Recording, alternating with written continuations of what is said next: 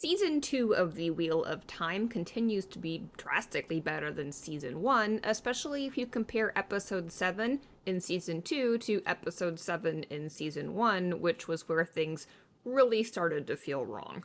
Overall, The Wheel of Time is an enjoyable fantasy TV show if you have no knowledge of the books, or if you do not care that the TV show is only very loosely adapting the books for screen. It's also most enjoyable if you don't watch critically, because some things just don't make sense if you think about it, even if you completely separate the story's plot from the book's plot. A lot happens in episode 7. How much is from the books?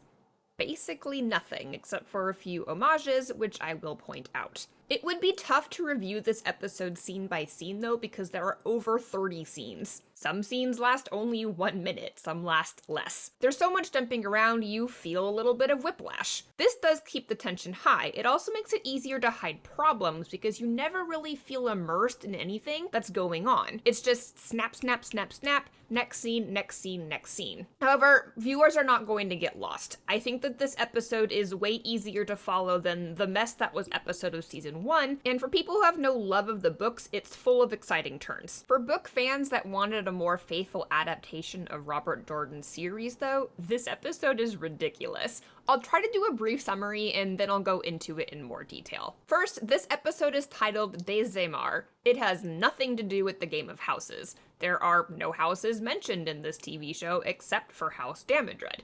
It should have been called Escape from Cairhien or something like that. The episode opens with a flashback of Moiraine and Siuan, who are a sweetheart couple and also full Aes Sedai, not accepted, when they hear the foretelling that the dragon has been reborn, which ruins their plans. Although there are a lot of subplots, the main plot is that Rand is being held captive in Cairhien by the Amyrlin Seat, who reveals to Moiraine that she plans to cage the dragon reborn and use him as a weapon against the Dark One, because Moiraine has failed to teach him anything. More detailed commentary on that later. Moiraine has to get Rand out of Cairhien, and they receive assistance from Varin Sedai, Alanna and her warders, sort of, Lan, and most laughably Lanfear, marking this as the second time this season that Rand has begged one of the Forsaken to help him. Lan and Moiraine also make up in this episode, sort of. Even though she discarded him and he betrayed her horribly, Lan figures out that Moiraine has only been shielded, not stilled.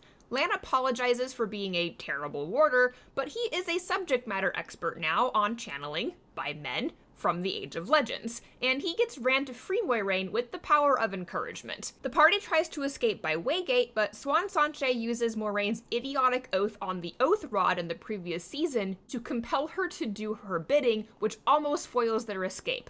Then they are all saved by Lanfear, who guides the party to Falme through the Waygate. As they are leaving, there are these dramatic flashbacks memorializing the lost love of Moiraine and Siuan, and that's the episode in a nutshell. If you have read the books, you've probably picked up on the fact that nothing that happens in this episode is in the books and is also nothing like the books. Is it still a good story? I do think that people will like it, but it does require you to not think deeply about anything that's happening. Frankly, though, there are a lot of people who don't really like The Wheel of Time as Robert Jordan wrote it, and might prefer this retelling that's more of a brainless popcorn fantasy with a dash of romantic drama. Let's look at what I thought was good and what I thought was bad, or at least less good, in this episode. Let's start with the good things. I kind of liked the opening scene with Moiraine and Siuan 20 years ago. Although the show puts way more emphasis on the romantic relationship, which was more of an experimental dalliance in the books, it's a cute scene and not that far off from what happens in the books, at least from what I can remember. I always have to throw in the caveat that I only read New Spring once. Watching this episode, though, kind of made me want to read it again, so there's that. One thing that stuck out to me, though, was just how young and fresh these two look 20 years ago, which is at odds with the information that we have been given, that they're supposed to be in their, 70s or something around this time. You can chalk that up to Aes Sedai agelessness and the glow of new love, but I still think the revised timeline is weird, and making Moiraine so much older serves no practical purpose in this show. All of the conflict with her sister could have still been done if they were both decades younger, and would also make more sense. The crux of the scene is Moiraine sharing with Siuan that she's just so excited to meet her family, and then they pause in the walkway of the tower and have this conversation about where will they actually live if they do manage to get married or whatever is possible for these two in this show, which I'm still not sure about. Swan thinks that Moiraine should come live with her in a fisherman's hut, similar to the one that she grew up in as a child, even though that was like a dirt poor circumstance that didn't look all that enticing for a long-term future, while Moiraine imagines that Swan will come with her to the royal palace in Carian and do something there. This conversation is very cute. These two are very cute in this scene, but it just feels like the kind of conversation that two very young people would be having when they don't have that much experience with relationships, they don't really know who they are yet, and aren't really sure what their future looks like. It's a very weird conversation for two Aes Sedai who are in their 70s to be having, and that to me is the problem with the scene, although again, I thought it was cute. Moiraine does respond that she has a vision for them, which meets more in the middle and does make more sense for the professional step in their career that these two women are taken, but their plans are spoiled when they enter into the quarters of the current Amyrlin seat, I think, and she is having a foretelling of the dragon being born on the slopes of Dragonmount. Swan and Moiraine are excited to share the news that the war is over and they can go have this lovely future together when they encounter this foretelling, and it dawns on them that the future that they thought they were going to have has been obliterated by this information. And you're supposed to feel very bad for them, like, oh my gosh, that you had all these lovely plans and they've been destroyed. And this whole season has been showing how difficult this prophecy has been on Moiraine, who takes the reins on this very important information and becomes harder as a character. But I don't know if I'm just feeling it in the way that the show intends. And this might just be my attachment to Moiraine's character as it is in the books, and also how much I dislike Siuan Sanche in the show. And obviously, at the end of this episode, you realize that Siuan Sanche's not that great. But the character of Moiraine could have been as cool as she is in the books, even if they changed Swan to be a darker and less dedicated to the dragon's future as she is in the books. In the show, Moiraine is just holding on to this vision that she and Swan had together, and it just doesn't really make sense to me. I get how it's, cute for this particular episode, and they wanted to show the impact of her role on Moiraine as a human woman, but I don't know.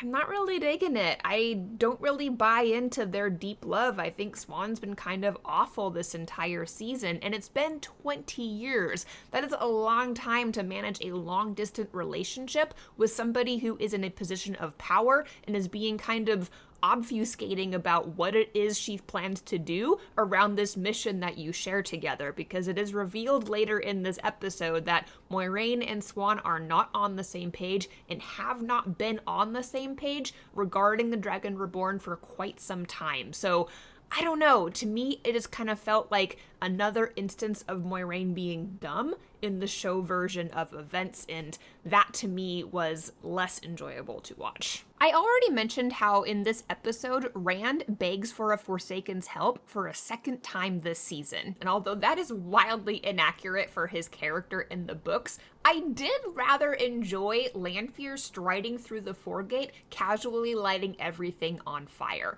However, this is largely due to Natasha O'Keeffe's performance of this character, who I am going to politely call Lanfearog. She is an immensely entertaining villain. I wouldn't be surprised to see Lanfearog ranked among people's favorite characters despite being kind of a sociopathic bitch. That being said, I have no idea why she is doing this. Rand asked her for help escaping Cairhien, and although this display of effortless destruction and casual violence is kind of fun to watch, it's not a direct path to what Rand asked for or to Lanfear's personal goals. He didn't ask for a diversion or to discredit the Aes Sedai, which I'm not even really sure which one she's doing. He asked for help escaping. This scene would have made more sense if Rand or maybe one of the Aes Sedai had pissed Lanfear off in some way in a previous scene, and this rampage was her way of blowing off steam or making the Aes Sedai look bad because she looks like an Aes Sedai strolling through the down, causing everything to go on fire despite supposedly having taken the 3 oaths. Again, again, from what people like in the town would see her doing. If her goal is to free Rand from the Amyrlin seat, none of that is necessary, and neither is the Waygate, frankly, since Lanfear transport Mat to Falm instantly in a previous scene in this same episode. So, like I said, very fun to watch this character, but not quite workable if you think about it. Another scene that I liked overall in this episode was Egwene being trained by Rhenna. In the previous episode, Eyes Without Pity, Egwene was shown to have been broken down or just broken by the Sul'dam training, and now we are seeing the fruits of that labor, initially at least from Rhenna's perspective. Egwene is bid to display her power, and Rhenna is very excited to show off how powerful Egwene can be. This is close to what takes place in the books, although it takes place off-page and discussed rather than shown. At the end of this episode, Egwene gets some treats like a bed and a sponge bath for her good work. In the books, Egwene is rewarded similarly for being able to find ore in the ground, and she's also rewarded with, I think, custard or pudding or something. However, she's worried that she has a skill that the other Damani do not have, because it means that she'll be shipped back to Seanchan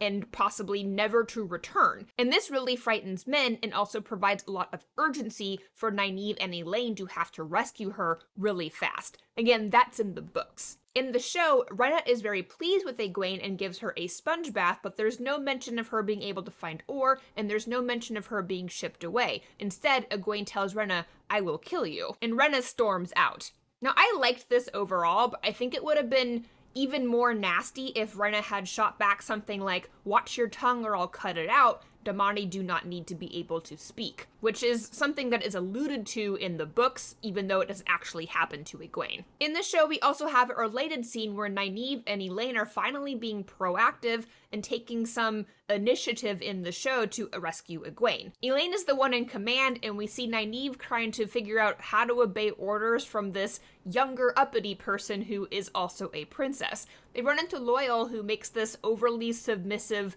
like, kneeling bow to Elayne and recognizes her as the daughter heir of Andor, which was a little bit clunky within the scene, but I guess it was kind of funny, so I'll let that one slide. They have the Adam, which Rima secured for them, and they later assault a Sul'dam in the street and capture her with it. There is no discussion of whether or not this will work or why they think it will work, which I think is a missed opportunity, but we might get that explained in the final episode. I also don't really think that Loial is needed for this scene. All he does is tell them where they can find Egwene, but since all of the Damani are kept in the same place, this seems like something they should be able to figure out themselves, and is something they figure out themselves in the books. In fact, I don't actually think Loial is a necessary character in the TV show at all. I don't think the Ogier are necessary characters in the TV show at all, and that's unfortunate because I really like Loial as a character, and I worry that he's just not really going to do anything.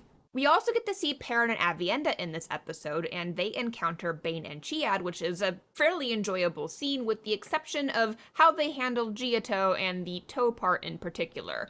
I do like the way the Aiel look, and I think that Perrin and Aviendha running into these other maidens was a decent adaptation of a similar scene that happens in The Dragon Reborn. In The Dragon Reborn, it is Egwene, Elayne, and Nynaeve on their travels to Tyr who meet some Aiel women who need some help. These Aiel women include Aviendha, Bane, and Chiad, as well as two others instead of Perrin. One of them, Jolene, is dead in the TV show but alive in the books. Jolene approaches Nynaeve to ask for Aes Sedai aid to heal her friend Daelin, which Nynaeve does, but then she dies in a battle with Shadowspawn just a few scenes later. In the show, they've cut down on the number of Maidens of the Spear, which I think is fine. There's also a nice observation of how Giotto works in this scene, although the reason for the toe seems to me like nonsense. In this scene, Aviendha, with no explanation to Perrin, allows for Bane and Chiad to beat her up until she's bloodied in the sands because of this friend Jolene who has died in this version of events. And Perrin just kind of stands there and watches. And you get that this is a ritual of some kind, but it's not clear what kind of ritual or why Aviendha deserves it. Later she explains Giotto, but she says that her toe was that she defended herself and that's why Jolene died. And correct me if I'm wrong, but I'm pretty sure that is not a reason that you would incur toe in the Aiel culture in the books. It just doesn't seem like a debt that would have to be repaid in a warrior culture, especially as they make a big deal out of saying that Jolene has woken up from the dream and that everyone has to wake. That does not imply that there is some kind of deep debt that Aviendha owes Bane and Chiad for allowing Jolene to die because she was defending herself. I just didn't feel like this was a good representation of Giotto, and that was pretty disappointing because with some minor tweaks, that scene could have worked really well. I did enjoy the banter in this scene though, and it does end with the Aiel seeing the ocean and being amazed, which doesn't happen in the books. The Aiel never make it all the way to the Arath Ocean in the books. They are amazed by rivers that they pass, but the ocean is something they can't even fathom. And last but not least of the scenes that I kind of liked is Lan giving Rand some advice before he goes to the Amyrlin. Now this is something that is reminiscent of a scene that happens in The Great Hunt when Rand is summoned before the Amyrlin seat in Faldara, and Lan pulls him aside to give him some tips, including Cat crosses the courtyard, which is supposed to make him look confident as he approaches this very esteemed woman in a position that is far above where Rand is in the story at that point in time. In the show, Lan helps Rand look better and also gives him some advice about how to appear before the Amyrlin seat, and I did like seeing that. However, it felt out of place, and it also didn't really feel like it made sense for their characters, since in the show they've had almost no bonding time and no relationship in which to hang this interaction. So I liked it, but I was kind of underwhelmed by it. So those are the best scenes, which you will note I have some quibbles about. Now let's talk about the scenes that I feel more neutral about, or which were just bad. The scene which I am most neutral about is probably the scene with Barthanes. It was just kind of meh to me. The intrigue around House Damodred and House Riatin was much more interesting in the books, in my opinion. In the TV show, Barthanes is revealed to be a dark friend, but a very boring kind of pansy-ass dark friend who's just not doing that much. Basically, in the show, Liandrin goes to the Damodred Manor on the pretense that she wants to speak to Moiraine, who she knows is not there. Barthanes then orders his mom out of the room in her own house so they can speak alone, and Liandrin tells Barthanes that their master has ordered him to remove Moiraine from the board, and his mother too, if necessary. However, it's revealed that his mother is listening behind the wall, and she hears everything that is said and manages to intervene in this plan and capture her son instead of allowing him to hurt Moiraine. Barthanes tells his mother that he only became a dark friend for their advancement to restore House Damodred to its former glory, and he begs her not to tell the queen, to which his mom replies that she already has. And this sequence of events is fine. It's not bad, it's just not that good. I suspect that Liandrin gave these orders herself because it wouldn't actually make sense for Ishamael, who I assume is both of their masters, to order this. If Ishamael wanted Moiraine dead, he has plenty of methods to kill her and has already revealed to Lanfear that he prefers her tied off so that he can use her in some way. So I don't think that Liandrin was given orders to do this, but I also don't know why she wants it done. Is it just petty revenge that's motivating her? Is she reacting to the death of her son at the hands of Lanfear and just kind of lashing out against people who are lesser than her in order to cause them pain and grief? I don't really know. I think that this whole scene exists to show that while Moiraine's sister may kind of hate her sometimes for the cold way she interacts with the family, she isn't a dark friend, and she understands that doing the right thing outranks even her own child if her child has sold his soul to the Dark One. Okay, I was just neutral about all of this.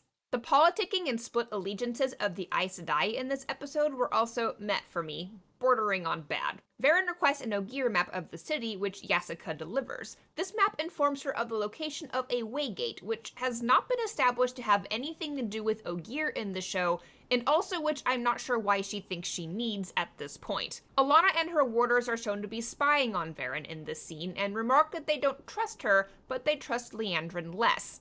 This is mostly pointless and just serves to transition to the scene with Liandrin and Barthanes. Later, Varen is shown to be on Moiraine and Rand's side. She helps Rand escape by lying to Lyanna that she has been sent to replace her holding his shield. I have no idea if show watchers will pick up on the fact that she outright lies in this scene, but anyway, Varen takes over the shield that's holding Rand, which one Aes Sedai is apparently sufficient to do alone. And then she releases the shield on Rand once Lyanna is gone. The Amyrlin also does not remark on Varen having lied when Lyanna reports on it, but is pissed off at Lyanna. She is, however, distracted from Rand by the Foregate being on fire thanks to Lanfear, which, again, I question whether Lanfear needed to cause a distraction or what the whole purpose of setting the Foregate on fire was supposed to be. It can't be that Lanfear is afraid of just directly confronting the Aes Sedai, because she does that a few scenes later and handles Siuan Sanche with ease. She also goes into the ways with Moiraine, who can channel, as well as possibly Verin and Alana. Those Aes Sedai basically go missing during this part of the episode. Alana and Verin both help Moiraine and Rand escape, and they're running to the Waygate using Verin's map, and then once they get there, Verin, Alana, and her warders are just gone. They're just not there. It's very goofy. Okay, wait, stop. I rewatched it. So, Alana and Verin and the warders separate from Rand, and Moiraine somewhere in the city on the way to the Waygate, and they say that they're going to keep anyone from following them.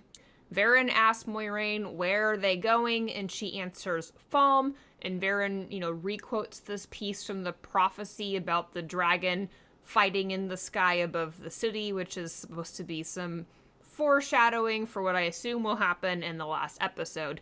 The reason that this didn't stick in my mind is because it feels very illogical for the characters to separate at this point, and also Verin and Alana do not keep people from following them because they are followed by both Siuan Sanche and Lanfear, which create big conflicts at the end of the episode, and they never show how those two characters got past Verin, Alana, and the warders, so this whole scene feels kind of like a throwaway convenience to get rid of these characters at this point in time when the scriptwriters no longer need them for the subsequent scenes. Other bad scenes include every scene with Mat in this episode. I have to save my full commentary on Mat's plotline until we get a full season and I see whether he does anything by the end of season 2, but in episode 7, Mat basically gets knocked unconscious in the Foregate by Lanfear and then wakes up in Falme. What is with this show's obsession with knocking people unconscious,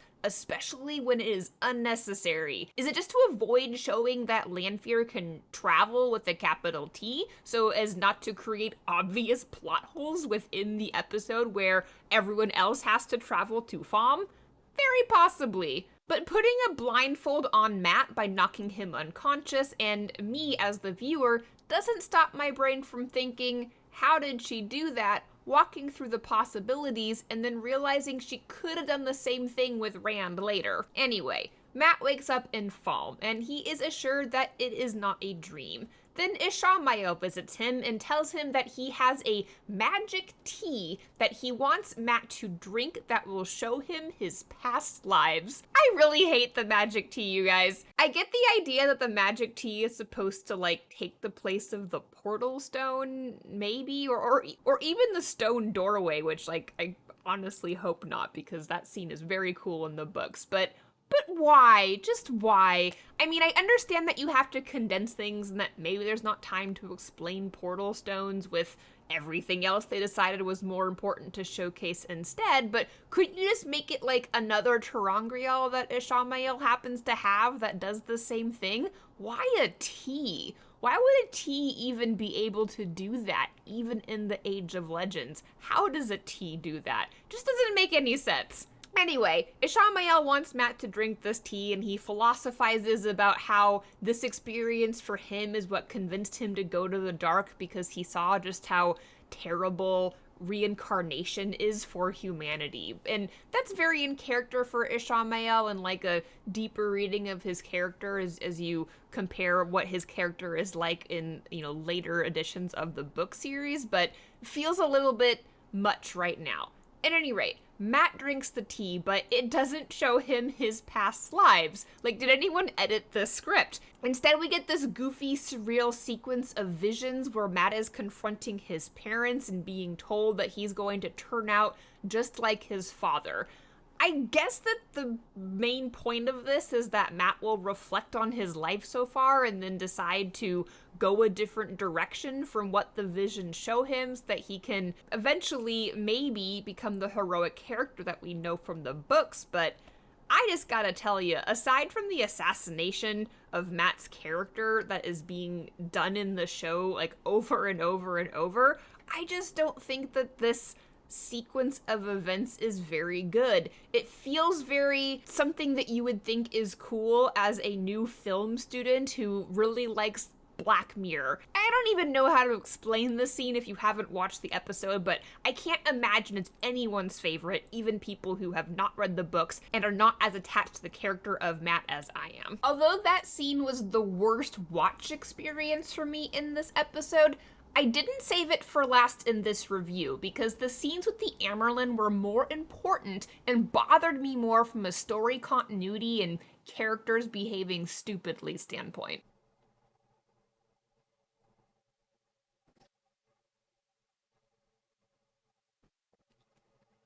Okay, let's do this. I had to take a break, eat some dinner, pour myself a glass of wine, reflect on the scenes of episode 7 of season 2, in which the Amyrlin confronts Moiraine, the Amyrlin confronts Rand, the Amyrlin confronts Moiraine and Rand together, and then Lan confronts Logain, and then teaches Rand how to release Moiraine from the tied shield that a Forsaken from the Age of Legends put on Moiraine. And then the very end scene when the Amyrlin shows up to try to stop the three of them from going through the Waygate, and then Lanfear comes in to save the day. That is this section of the video, which is pieced out in different scenes throughout episode 7 of season 2. That's what we're going to talk about now.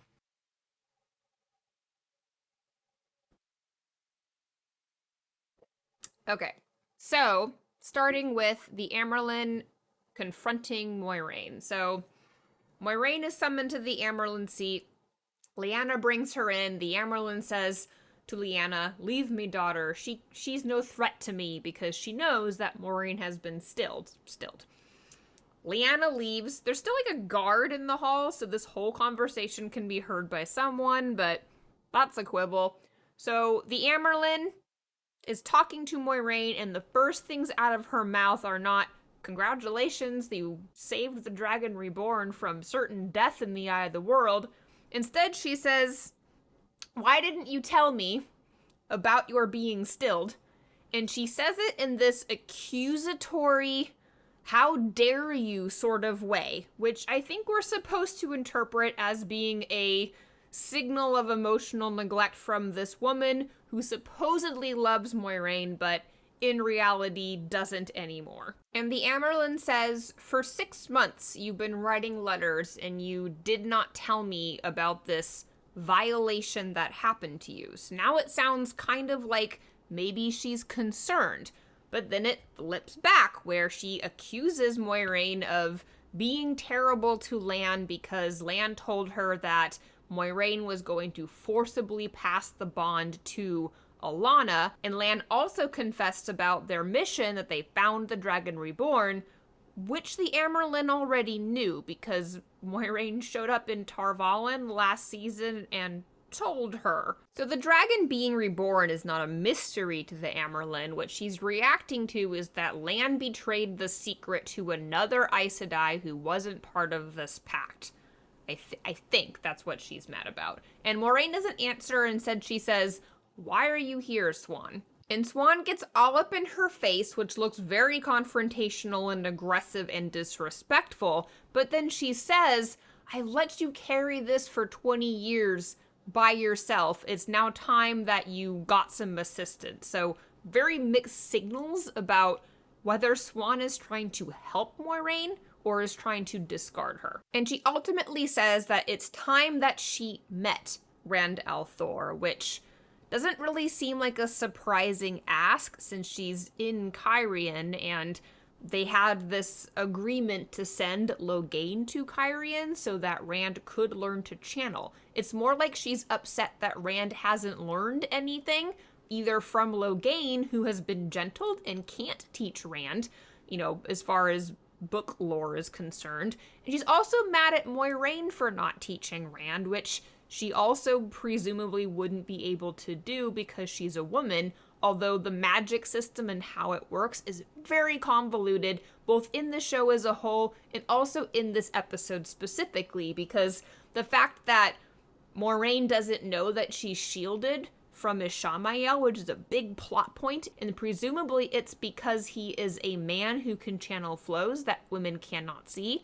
Possible it's just invisible weaves that Forsaken from the Age of Legends can do, but there's an implication that it's a man because Rand can see the flows and Logain can see the flows, and Rand is able to cut them. So there is an indication that women and men do channel differently, even though they don't exactly describe it in the TV show, but for some reason the Amyrlin is really upset that Moiraine did not teach Rand anything in the last 6 months, but specifically she did not teach him how to channel. And I don't get it. I don't know what she expected. So then we have Rand and Lan in the hallway or antechamber where Moiraine and the Amyrlin are talking, and Rand is pacing back and forth, and Lan is trying to get him to clean up his appearance a little bit, and Rand says, "What does she want from me?" And it's like, dude, you're the Dragon Reborn. She wants to meet you, talk to you, gentle you. Why are you confused that the leader of the Aes Sedai, whose job it is to protect the world from men who can channel, wants to talk to you? That shouldn't be a mystery. It's not a mystery to Rand in the books. He's wrong about how that confrontation goes, but he's not confused about why the leader of the Aes Sedai wants to talk to him. So then Lan has a kind of heart-to-heart semi-confrontation with Rand about his duty as the Dragon Reborn, and he accuses Rand of being selfish for saying that he left to protect the people he loves, and says that it's his job to protect everybody, which kind of gets at that death is lighter than a feather, duty is heavier than a mountain adage that is a theme throughout the book series, but it doesn't really go anywhere, it doesn't make an impact, and instead they switch over to the Amyrlin is a smart woman, the Amyrlin is a good woman, and I question both of those things, especially by the end of this episode, and even from what we know of her in the last season, I question both of those things, because it was the Amyrlin who pushed Moiraine to take all these kids to the Eye of the World based on a dream that she had, and now she's pissed at Moiraine because things didn't go exactly according to plan, despite them having come up with this plan together, and Moiraine doing the best she can after encountering what she thought was the Dark One, and later learned was one of the Forsaken, as a result of that advice. So, is the Amyrlin smart and good? I don't know, you tell me. After saying that the Amyrlin is a smart woman and a good woman, Lan tells Rand that she comes from humbler beginnings than you, which doesn't seem relevant to the conversation. Rand says nothing, which, what are you supposed to say to that? And instead responds with, does Moiraine know you're doing this? And now it's Lan's turn to just not answer. This is explained in the books, like, sort of, about how Lan gives Rand advice, and then later Moiraine and Lan have a conversation about why Lan did that, and in the books it's because he has growing feelings for Nynaeve, whereas in the show it's because Moiraine and Lan are kind of at each other right now in the story, and they are working against each other, sort of, at this point. Then Lan tells Rand that as a rule, men must face whatever comes on their feet, which was fine. It's not the adage he gives in the books, but it's like kind of close, I guess, in a vague sort of way. And he tries to get Rand to spiff up his look and also tries to take his sword from him, but Rand steps back and Lan's like, oh, you've learned some forms, and then allows Rand to keep the sword because the Amyrlin's not going to be afraid of a sword, and instead advises him to use Cat crosses the courtyard, and he provides some descriptions of what this is that comes directly from the books, and this was the part of the scene that I liked. So then the camera shows Rand walking into the throne-ish type room where the Amyrlin is seated, and I can't tell if this is supposed to be Cat crosses the courtyard, but it doesn't look like how I imagine Cat crosses the courtyard looks, nor does it look the way Lan described it, but I don't know. Maybe I imagined it wrong. Anyway, he gets there and he gives some formal greeting to the Amyrlin, which she acknowledges in kind of a dismissive way. And she asks him if Lan has been helping him with how to show up in this particular meeting. And the Amyrlin asks him what else Lan told him, and Rand responds that you are not what you seem, which I think is supposed to refer to Lan's comment that she comes from humble beginnings. Again, I'm not really sure why this is relevant because she's the most powerful person in the land now, and that's what matters. And then the Amyrlin says that she has some questions for him and advises Rand to answer her questions truthfully. There's a bunch of scene skips, and we come back to this situation. We have Lan and Moiraine now together in the hallway or antechamber or whatever it is, having a little confrontation of their own. Now remember in the previous scene, Lan kind of showed that he was on the Amyrlin side, and now he's finally talking to Moiraine, and she convinces him that their mission is still their mission, which, like, the drama of this scene is good because of the actors and the way that they're carrying the script, but if you just read the script and look at the words and how they are connecting to each other in the flow throughout the scene, it's kind of frustrating. So Lan steps into the antechamber and Moiraine confronts him and says, I don't know what you expect to gain by this. And he says,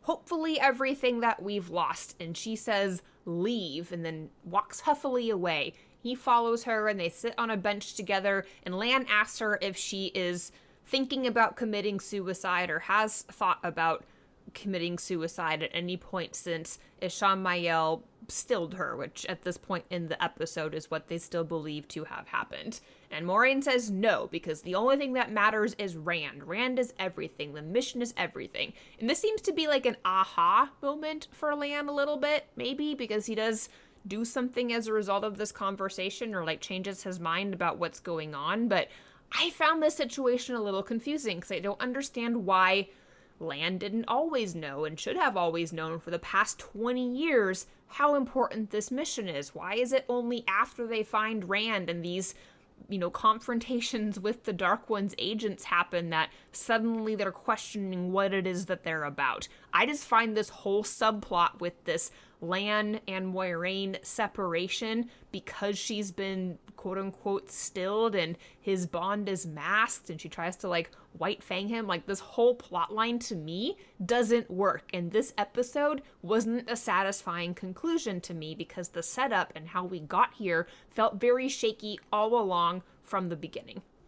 At the end of the scene with Lan and Moiraine, Lan confronts her and says, you can't do this by yourself. You have to trust someone. And I thought if it wasn't me, maybe it would be her, meaning Swan. And there's a bunch of dramatic expressions that Rosamund Pike is really good at doing as acting as this character. And I think that the implication here is that Moiraine is overwhelmed. Moiraine is underwater, which we know. We've known since she rode off from the farm with nothing but a knife, and after 3 Fades tried to kill her, that she is out of her depth in this, quest that she has taken on herself and discarded her warder from helping her to achieve. No dispute there in this version of the story, but the way that this episode and really the plotting of this whole season has revealed this conflict just makes all of the characters look so dumb and not coordinated and not loyal to each other. And this conversation, although it was very heartfelt, just feels very contrived. And the implication here is that Lan thinks that Swan can be trusted, but Moiraine has doubts. But later it turns out that there are other Aes Sedai they can trust, namely Varin Sedai and Alana Sedai, that this season has been building up so that the viewers, kind of trust them at this point. So anyway, that was the Lan and Moiraine confrontation coming together sort of in this heart-to-heart that they could have had at any time during this season or even the last one, or at any point in the last 20 years when they were managing this burden. I don't hate the idea of the Amyrlin seat being an antagonist in this retelling of the Wheel of Time. I do understand that they have to cut a lot of content that is in the book series, and Siuan Sanche's story, although I like it, is a candidate for being cut. So changing it so that these two Aes Sedai that witnessed this foretelling originally have the same mission, but then diverge in that mission and disagree 20 years later about what the right thing is to do, can work in a story like this. I think where this falls apart for me is the oscillation between their love for each other is undying to they can't trust each other from one sentence to the next, in making the audience guess as to whether or not this relationship is solid or is false. And then on top of that, you have Moiraine and Lan separated, which doesn't work for me for a lot of reasons in this retelling of the story, and is frustrating because these are the main characters that we are supposed to like, versus Siuan Sanche, who's kind of a third party character that we're not really as attached to. So I get making her a villain in this retelling of the Wheel. I'm not book cloaking this just for no reason, but I feel like holistically making Moiraine the main character and having everyone turn against her and not understand her and having her do stupid things on her own to solidify perhaps why they don't understand her and don't trust her doesn't work as a main character and protagonist of a story. Lan should be there for Moiraine. He should be a solid person in her life. And if they occasionally disagree, like they do in the books about passing the water bond, it should be something that they discuss and then disagree but commit. And this, instead, having this confrontation where they're talking past each other and having these scenes where they're both saying the most dramatic thing possible and misunderstanding each other as widely as they possibly can, just feels like very cheap writing to me. So again, I get the changes. I understand making Siuan kind of a villain might make sense for a condensing of the story, but I don't like the Lan and Moiraine separation. I don't think it worked in season 2. So then we have a scene that's one of the most annoying conversations in this episode for me personally. When I watched the trailer for season 2, I pointed out that Siuan Sanche's comment about Rand saying he's the spoke and her saying that he's the water was a very weird metaphor to utilize in a meta universe like the Wheel of Time, because the wheel is not a water wheel, it is a spinning wheel. And at the time when I was making that commentary, I thought that this conversation would at least be on point about Rand's destiny as a, main thread in the pattern that's changing the age lace. And he is resisting the concept of being pushed about by the pattern, but this conversation in episode 7 ended up being even stupider than I was anticipating. So Amyrlin is telling Rand that he's going to channel whether he wants to or not, and Rand responds with, "So I'm going to either murder my friends or I'm going to die." And it is in response to that she says, "You aren't a spoke, you're the water." What does that mean? It's not a choice between dying and going mad. No, that's true. It's not a choice. It's both. You are going to die and you're going to go mad. The conflict, the central conflict of the Wheel of Time is that the dragon has been reborn. The dragon is a man. Men who channel go crazy. And the dragon reborn has to fight the Dark One. Hopefully, before that happens, or at least has to fight the Dark One before he goes mad enough to destroy the entire world and, murder not just his friends, but everybody. That is the main conflict of the Wheel of Time, and I'm just not sure that this conversation, as poignant as it's trying to be, is explaining that conflict. It just felt like instead they're having a conversation about Rand's personal choices and personal agency, but not in the context I expected, which is him being ta'veren within the pattern and having this destiny and responsibility as the Dragon Reborn. Instead, it's a very pedestrian conversation about what happens to men who can channel generally, and I wouldn't blame audiences for being confused about why the dragon is even needed, how the Dragon Reborn is supposed to fight the Dark One. Why don't they just capture him and put him in a cage and, wait for the last battle to start and then throw him out there like a weapon, the way that the Amyrlin tried to do in the last season when she told Moiraine to take him to the Eye of the World, and is now pretending like she had a different plan all along. It's just Everything about this scene feels very mixed up and confused, and like they tried to make these, witty, sharp pieces of dialogue pop over actually telling a coherent story with a coherent conflict. So this scene to me was really, really frustrating, and that's why I saved it for last to discuss, because it kind of sounds good, but when you think about it in detail, it feels very underwhelming or, potentially confusing for viewers. It's also in this scene that Swan Sanche doubles down on this concept that the Dragon Reborn could have been a girl, because she says to Rand, "For 6 months you haven't learned anything, Moiraine hasn't taught you anything. This would be so much easier if you were a woman." And I really hate this plotline, and I don't know why they keep trying to justify it as plausible in the world setup that is the Wheel of Time. I gotta tell you,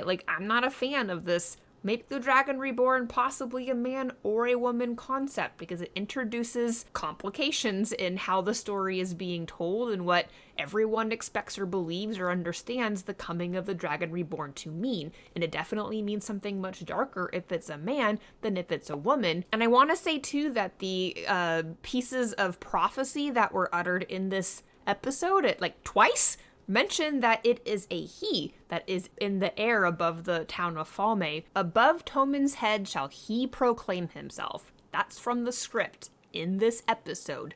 Twice in the same episode, they talk about how the dragon could possibly be a woman.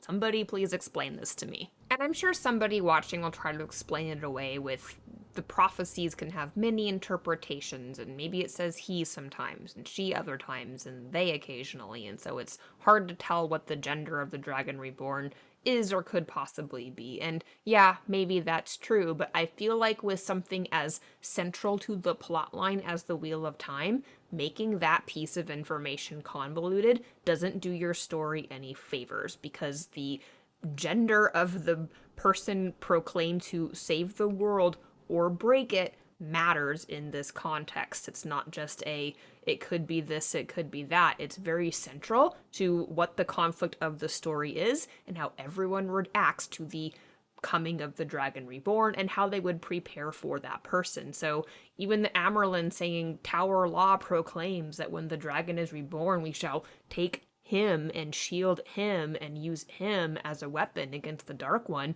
kind of presumes everyone knows it's a man, except Moiraine and the Amyrlin seat when she is employing wishful thinking, I guess. Anyway, so then Moiraine and Lan are let back into the room, and Ran is on the ground kneeling because he tried to channel and Swan Sanche hit him with some threads of air, which knocked him down. And Swan explains to Moiraine that they tried their thing, but it failed, so now it's time to follow Tower Law, which, no, because they didn't really try their thing. What does that even mean, that they let him try to learn to channel with a gentled man and a stilled woman for 6 months, therefore the plan is impossible and cannot work?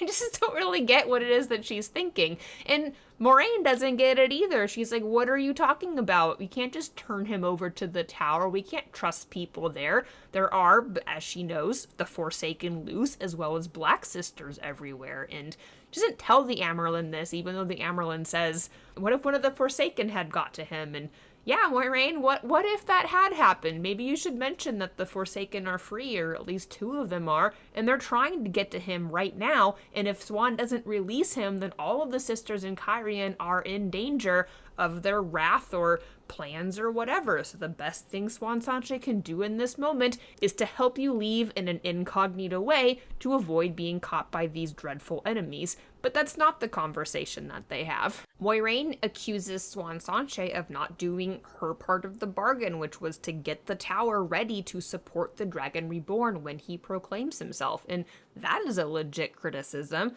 Swan Sanche's return rebuttal is not legit at all. Swan Sanche is really upset because Moiraine was supposed to be with him as an Aes Sedai who can shield him if Rand starts to go mad, and since she has been stilled, that means that Moiraine didn't uphold her end of the bargain, but Rand hasn't started to go mad. He's barely channeled at all, so she hasn't failed at all in what it is she was supposed to do. Swan Sanche has Rand al'Thor now. She has 14 other Aes Sedai in the city who can shield him if he needs to be shielded.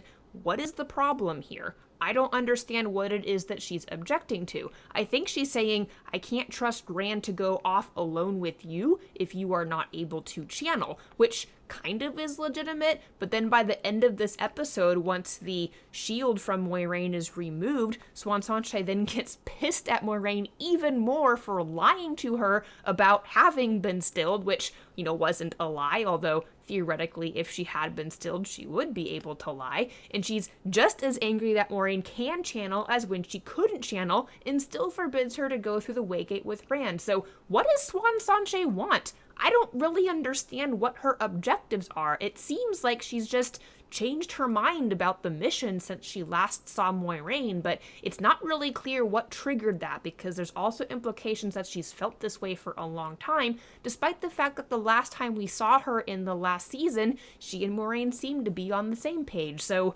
I don't know, it just feels like very janky writing to me. We then have this very janky scene with Lan where he stood in stony silence listening to the Amyrlin berate Moiraine in this throne room like area for however long that conversation takes place, and he seems to have a change of heart at that point. So he goes and talks to Logain and figures out somehow that Moiraine has been tied off instead of shielded.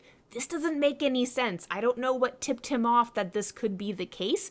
I get that Logain could be a key piece to him uncovering that, but Lan specifically asked Logain, when you look at Moiraine, what do you see? You would think that that would be information that Logain would share with Lan unexpectedly, but then Lan wouldn't have a reason to go talk to him. So the kind of back and forth of the scene is a little bit convoluted and really seems like something shoehorned in by the writers to get to this reveal so they can have Lan and Moiraine be friends again by the end of the season. Though I really do like that Moiraine gets to channel again by the end of this episode. It's such a obvious twist, and it's not just obvious because I know how tying off shields work and I know how stilling works because I've read the book and I can see inconsistencies throughout the season that pointed to this being a shield tied off rather than stilling. It's stupid because this is a common cliche in fantasy TV shows. The same thing happens to Yennefer in season 2 of The Witcher, and it's just as boring then. So I don't know what the show writers were thinking, that this plotline was going to be super interesting for viewers. It might be an homage to what happens to Siuan Sanche in the books, which they may not do in the series. They may have her be deposed and killed instead of stilled in the TV show and just kind of move on with the plotline because they don't have time to do all of that. But even if that's the case, it just didn't really work for me as a plotline. I wasn't that excited at any point or that worried about Moiraine not ever being able to channel again at any point. I just didn't believe it. Having Moiraine be tied off from the true source and also having Rand cut through it wasn't bad because that enables audiences to understand the, consequences of those two things as a threat to channelers, which is relevant at other points in the story. I just don't think they had to drag it out for an entire season. This whole thing could have happened a lot faster with Rand freeing Moiraine in episode 2 of season 2, or as soon as they're reunited in this TV show. I think just the conflict with Lan and Moiraine across 7 episodes of this season and her moping around because she can't channel anymore, carrying water for purpose and, bartering for poems, which then leads everyone into this situation, was a mess of a plot line. And they spent so much time on that when they could have just, told the story as it's written in the books. Anyway, this is the part in front of the Waygate right after Moiraine has been released from the tied knot that Siuan Sanche shows up and she hits Rand with threads of air and she hits Lan with these threads of air, and both of them go flying and they're bound. And then she tells Moiraine to close the Waygate. And this is what I was referring to before, where it doesn't seem to matter whether Moiraine can channel or not. Siuan Sanche just wants to control Rand al'Thor, which, okay, I guess make her like Elaida in the story. I'm not that upset about that change in her character. It's just the oscillation between what she wants and what she stands for, and trying to make this whole episode simultaneously about that while also being about a betrayed romance that Moiraine really believed in, that bothered me. And I really, really hate that whole Moiraine swearing fealty to the Amyrlin seat on the Oath Rod in the previous season, which is coming to bear now. It's one of the most moronic things that Moiraine has done in this entire TV show, and it's just like so unforgivably stupid. It's also weird because Swan Sanche orders Moiraine to close the Waygate and she refuses, and it's not until Swan says, I can force you on the Oath Rod, and then like makes an incantation like, I command you. Like, he has to use the word command in order for Moiraine to obey her words, and that's not how the Oath Rod works. And then, of course, just when it seems like all hope is lost, Lanfear comes in and is the one to throw Swan Sanche aside, despite her power that she uses, or triangular, or whatever it is with the little spikies that come out of her. That was completely ineffectual against one of the Forsaken. She goes flying, and Lanfear's the one leading our party through the Waygate to Falme. Lanfear! And of course I have to, reiterate at the end of this, just because that is absolutely bonkers, that channeling is the way that you open the Waygates, but also channeling is the thing that draws Manchen Chin. And if you cannot channel inside the ways, and Lanfear is walking into the ways with another person who can channel and two guys with swords, that puts her at a certain level of vulnerability. Now, I do understand that Manchen Chin is not the same thing in the TV show that it is in the books. It just has, like, scary words that it tells people, and it's very possible that that wouldn't bother one of the Forsaken at all. They might also change that the Forsaken or Dark Friends can control or order around Manchen Chin the way that Padan Fain sort of does in the books, but I just thought it was funny. It's not explained. It's like, really? You're all gonna walk in there with her, and I guess y'all trust each other now in the ways. So that'll be some fun for the opening of episode 8, the last episode of the season, and also the season finale, which has a lot of ground to cover to bring all of this to a close, but I actually think that they can do it. I just think it's going to be an underwhelming climax compared to what happens in the books, primarily because the Horn of Valere just seems so unimportant in this retelling of the Wheel of Time, and I'm not sure if they're going to do it at all, that it's going to have the same impact. But we will wait for that episode to comment on the finale. I would like to say in closing that I have really enjoyed reviewing season 2 and watching it to a certain respect, even though it's kind of like a C- for me compared to the books, which are, B pluses and A minuses as fantasy book reads that I love to reread. And I'm just disappointed that the TV show decided to make as many changes as they did, as I've reiterated several times. I am going to do something special before the last episode of the season drops.